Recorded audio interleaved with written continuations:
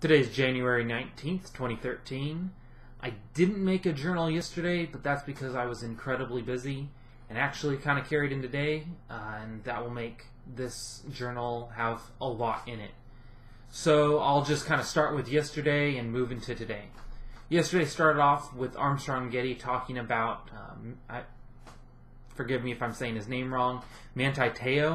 He's college football's star, caught up in some kind of internet hoax where he was tricked by someone on the internet that they were a girl, and so he kept talking to people about his girlfriend, and then it turned out that this person died, or they pretended they died, or whatever. Anyways, so there's a lot of talk about this fake girl on the internet and how people get tricked by people on the internet.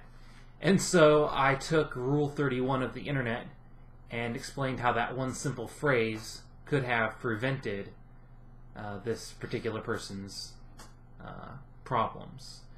And you can go look up Rule 31. I'll post a link to the rules of the internet underneath. Also, there will be a link to Jack and Joe reading my email.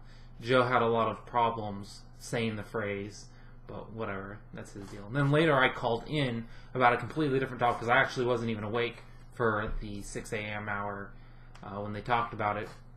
And I expressed how I believe most people, or a lot of people, or virtually all the people who are like, oh, I'll never give up my guns, I'll die before I let you take them from me, and those type of people, they're full of it. They're absolutely full of it. And if you're at the point where the government's coming to take your guns, it's already over. I mean, it's fine to put up resistance. I believe in gun rights. If you want a tank, get a tank. If you want a rocket launcher, get a rocket launcher, whatever. I think that's all perfectly constitutional, and there should be no prohibitions on objects. Only prohibitions on behaviors, and those behaviors which are criminal in nature. Anyways. But I think the people who are like, oh, I'll never give up my guns, I'll never let the government take them from me, they're full of crap. They go along with the TSA, they go along with all the other government rules and regulations that are out there, but they won't go along with the guns. I think they're full of it. I think they'll look at the Japanese internment camps that America had. A lot of them like to say, see, it can happen in America. We already did it once before. When it comes down to it, when the rubber hits the road, those same people will go, well, they eventually let the Japanese out. They didn't kill them in gas chambers like the Nazis did with the Jews, so we'll be okay. It's so stupid. I almost completely lie. I guarantee it. They will go quietly into the night. They're full of crap because they're not willing to put up even a little bit of resistance and actually do something about the tyrannies we're facing right now, this moment. They're willing to complain.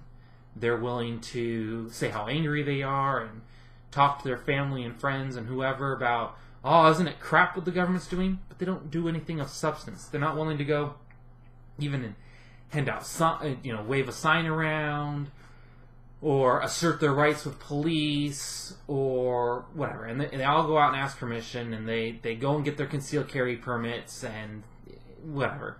Now, a lot of the stuff is because they're scared. I'm scared. I'm scared of the government. I pay my taxes, not because I think the government deserves my taxes, but because I'm afraid they're going to hurt me. Anyways, so you can hear my rant. I ended up yelling at one of the producers for Armstrong&Getty on the radio when he tried to say how, oh no, the TSA is good. Anyways, again, link in the description. So, also, on Thursday, I guess, Stossel's episode, he did an episode about California versus Texas, and in his closing statement on that episode, he mentions the Free State Project. So I went ahead, and on Friday, I took that video and put it on here on YouTube for people to see, for the Free State Project to be able to spread it around. So anyways, between editing the audio and putting up the videos of my interactions with Armstrong&Getty and the Free State Project being mentioned on Stossel and my other regular stuff I was doing on Friday, didn't have time to make my journal. So that's yesterday. That's yesterday. Today I went to a rifle shooting competition. I've never been to anything like it. you know, it was cool. I was really, I don't know, not amazed, but I thought it was interesting, the diversity of the rifles. I think 5 of the 6 competitors were using 223. One was using 30-06. A couple of the guys were using like AR variants, and 2 of the guys were using some sort of, I don't even know what, like it looked like some specialized competition rifle. One guy was using a bolt action rifle, and I don't really remember what the last guy used. But it was interesting. I thought it was cool. They were shooting using iron sights at 200 yards. One of the guys explained to me, because we were there because one of the competitors works with my dad. So he was explaining how normally it would start at like 100 yards and go to 200 yards and then like 400 yards and 600 yards for whatever style of competition this is. But since the way the range was set up, they were only going to be always shooting at 200 yards. So all that really happened was they changed the size of the target. So I thought that was interesting. Then my father and I went from that. We ran some errands, did some grocery shopping. While I was grocery shopping, this was interesting. I was looking for marshmallows because we need supplies for an event my family puts on Martin Luther King Day, where we go do a trash pickup and I make hot chocolate for everybody. But so while I'm looking at the marshmallows, I feel somebody put their hand on my back and kind of like moving me around. And I'm like, what the hell? And I look over, and it's an older gentleman and his wife, and they have to be like in their 70s. And I'm just like, what's going on? And he's like repositioning my back and pulling on my shirt. like he hadn't even said anything to me. And then I realized, oh, he's trying to read my shirt. And so I kind of just posed there for him. And because I'm wearing my Never Take a Plea Deal shirt, and it says nevertakeaplea.org on the back. And so he gives me this look, because I turn around after he gets a chance to read. I turn around, and he says something like, "That's awesome," or "That's great," or whatever. And he puts out his hand to shake my hand. I shook his hand, and then he just walked off. And I was like, oh, "That's cool. That's awesome." So, anyways, then came home, called in the Free Talk Live. You know, there's something that bounces around in my head all the time, and I'm constantly thinking about the Constitution. At one point in my life, I was a constitutionalist. I'm a big believer in rules. I like laid out rules that people can look to and go, okay, you know, that's the rules of the game. You know, we'll all agree to go with that. But I kind of agree, I definitely agree with Lysander Spooner when he talks about, you know, either the Constitution has authorized the tyranny we have, or it has been powerless to prevent it. So I kind of bounce around in my head wondering how much value the Constitution has, and really if it has any value at all, because I think there are negative consequences of the Constitution. I think people are able to look at the Constitution and go, well, no, that protects us, and then they don't worry about it. They don't strive for better. They're like, oh, we're protected, when in reality the government violates the Constitution whenever they feel like it.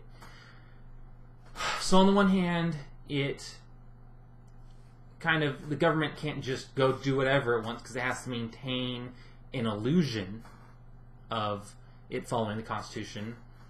But on the other hand, it kind of provides this false sense of security. So I'm always bouncing around. So I called the Free Talk Live, was on there for about a segment and a half, and brought up this question. And then I guess that turned into a whole conversation that lasted most of the episode. I haven't had a chance to listen to the episode or cut up the episode, but I'll eventually post it over here along with like I did with the Armstrong&Getty stuff when I get the chance. Though with this, I'll do it after finishing this video. And then, like I mentioned, on Monday, on Martin Luther King Day, my family puts on a litter pickup for the community where I make hot chocolate for everybody when they return to give out.